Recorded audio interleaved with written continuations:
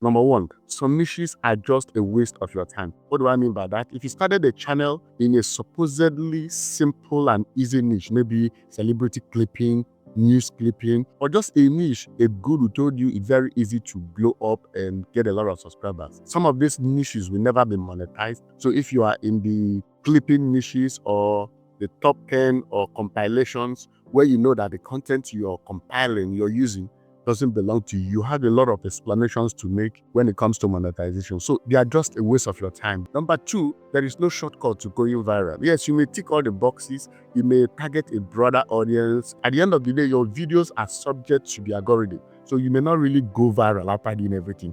Trust me, I have been in these trenches for at least 2 years now with a successful Faceless channel in the finance niche. Some experts tell you that there are formulas, which I agree, but those formulas are not in their control. They are in the control of what?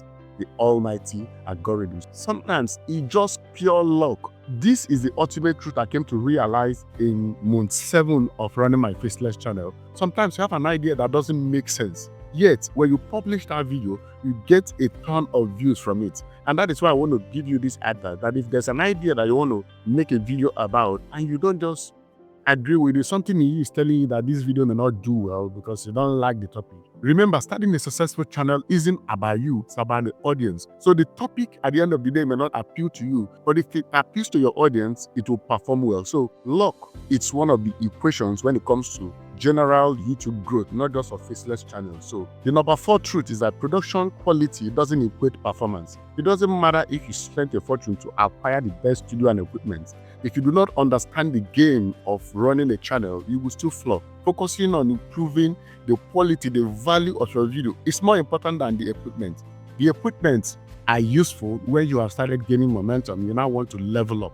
Leveling up is where you need expensive equipment. So production quality doesn't equate performance. So bear that in mind. AI video editors will slow you down. I know that this is contrary to what you may have been told, that AI video editors are some of the best ways to start cranking out videos every time and increase your momentum, the number of videos that you publish in a week. But it's not always the truth. Sometimes after using an AI video editor, you will spend more time trying to fine-tune, polish, improve your videos. So if you think you're going to produce more videos, more high-quality, valuable videos with an AI video editor, it is best you stop now and invest your time in learning how to edit videos. It will really come in handy. AI video editors will not do the job, especially if you plan to do this in the long run. Faceless channels are more vulnerable to copyright infringements. The truth is that if you had a personal brand channel like this one right now, it may be hard for me to violate some of the usage rights with other people's content. Why? Because I'm the one giving these tips. Now, nobody owns this knowledge. But if you are a Faceless channel owner, you are prone to copyright infringement because the clips you're going to use, there's a chance that someone else might come hunting you down the line, especially when the video starts going viral and you're reaching new audiences. The owner might come for it. The sound effects you use, the music, the background music you use, there's a chance that you may fall into this copyright issue that a lot of people face. So YouTube shorts are harder to edit. Editing a YouTube short that you really want to perform well takes more time. Why? Because you have just a few seconds, or now that we have 3 minutes long YouTube short videos, it still takes a relatively creative mind to edit a short that people will stick around and watch. So you have to spend time in every second to make it really punchy. But when you have a longer video of about 8 minutes and above, you have to change your clips. That's the truth. You have to use visuals and interrupt and pattern interrupt.